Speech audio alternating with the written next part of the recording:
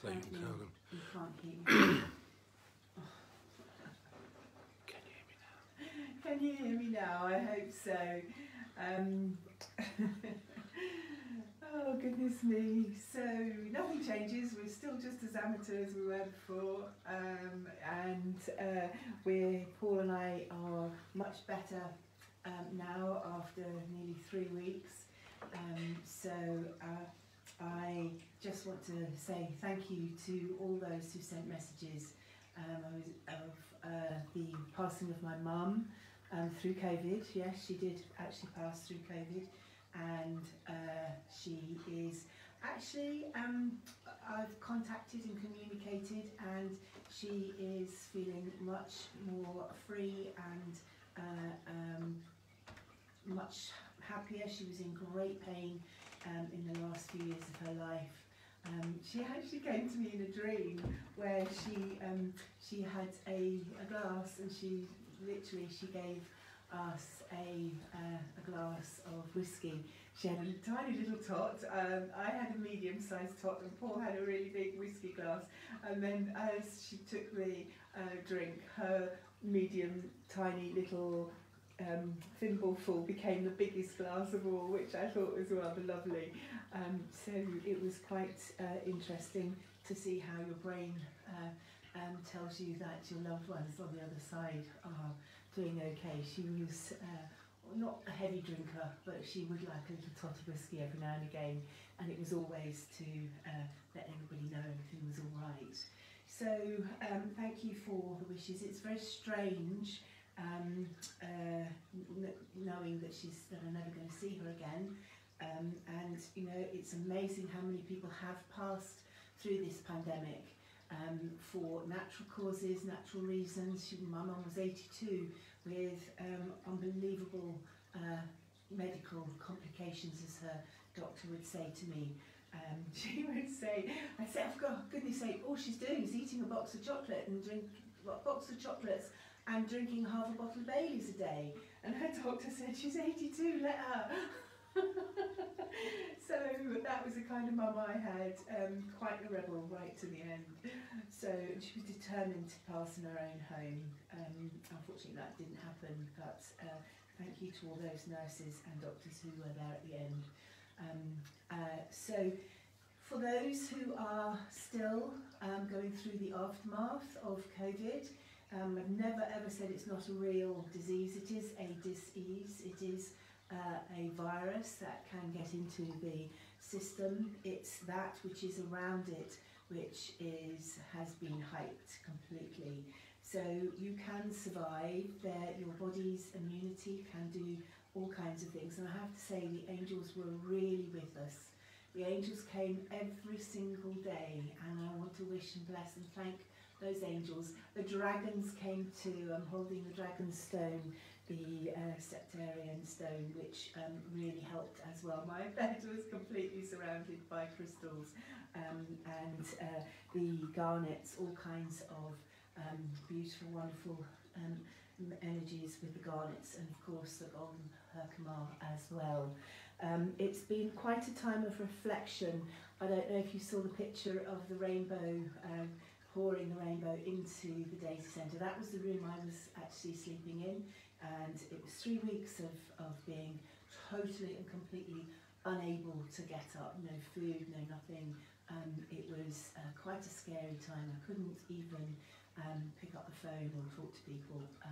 It was a time of absolute inner network. So blessings to the virus. I did connect with the virus, and the virus is just doing its job. It's a piece of creation, and this piece of creation has an intention to take over humanity, has an intention to change things, has an intention to stir things up, it has an intention to clear, and that's what it's doing. Its intention is very, very straightforward, and if you talk to it, every time I thought I'd made a friend, every time I thought I'd understood it, woof, it came back harder, with more vigour, with more intent.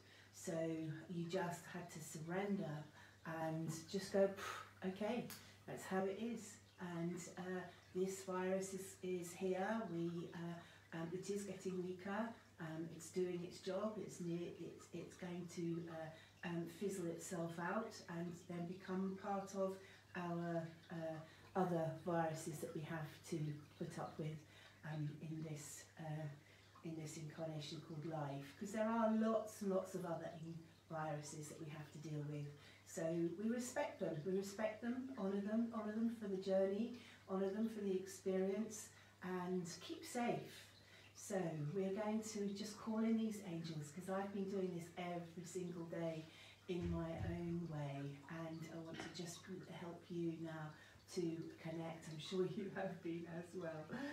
So we have the beautiful altar. It's been active all the way through. It's one thing that we have done. I have to say there were a few days when there were no candles lit, and sometimes, you know, you have to have the darkest before the dawn. So there were times when it was not activated, and the sage ran out as well, but we're using the sage now. We managed to get some more, and the sage is quite a phenomenal plant spirit medicine that really has been helping. So let's close our eyes and really now bring in the angels. Just call upon the angels of awakening, these magnificent beings of light. They are here to help us to ascend into this awakening of creation, awakening of humanity. We are stepping into the golden age of Aquarius. The angels of awakening, they are the angels of Aquarius. And as we really bring the energy through of these magnificent beings, just breathe into from the top of your head right through to the tip of your toes. And as they flow, pouring this light, you'll feel it, you'll know it. Open your heart and open your hands. And as you open your hands to receive this beautiful light of the divine, flowing now like a column of light, a pillar of love, and into the centre of your heart, this golden flower arises. This golden flower has 12 golden petals on the first layer, and as the layers open, there are 12 layers of 12, 144 petals of light. Just feel that light, feel that love. And as the energy flows through from the very centre of your being, opening your heart, opening the petals of your heart chakra till it shines right through all of your bodies. And in the very centre of your heart chakra, the violet, indigo, purple flame of Saint Germain transforms, transmutes and returns to source. Any fear, goodness me, the fear. I think I slept with this violet, indigo, purple amethyst for at least 2 or 3 days, because it transforms the fear, the false evidence that's appearing real, which at the time can feel really real, and it is your prayers, your trust, your faith in yourself and in your experience, letting go of anything that is less than love, that is really holding you. And as this violet, indigo, purple light just dissolves, resolves, releases and lets go, I wore my amethyst slice, and you can see that the silver's all tarnished. Everything has gone black in my life at this time. It's very interesting to see, to know, to witness, to recognise. So as the violet light transforms, transmutes and returns to source, we come back into the centre of that space and place of love, the very centre of the pearl of your heart, the pearl of your wisdom, the pearl of your truth, this beautiful space in the very centre of your heart, stepping into this space of love. And as you breathe in the pearl, you are breathing the one love of the one heart, the one breath, breathing as one. All your bodies as one, all your being as one. One love, one breath, one love, as you breathe in this light, the wholeness of your oneness. And as this light fills your body, this white, sparkly white light, in the very centre of your heart, just breathe in the light. And as you breathe in the light, breathing in the love, just recognising that love is all there is. And as this love fills your being, take care. Be kind to yourself. Be kind to yourself, and if you are, as I am, taking one step at a time, one day at a time, then you will reach your destination. Things will go back as they are in this new now. They'll never go back to how they were.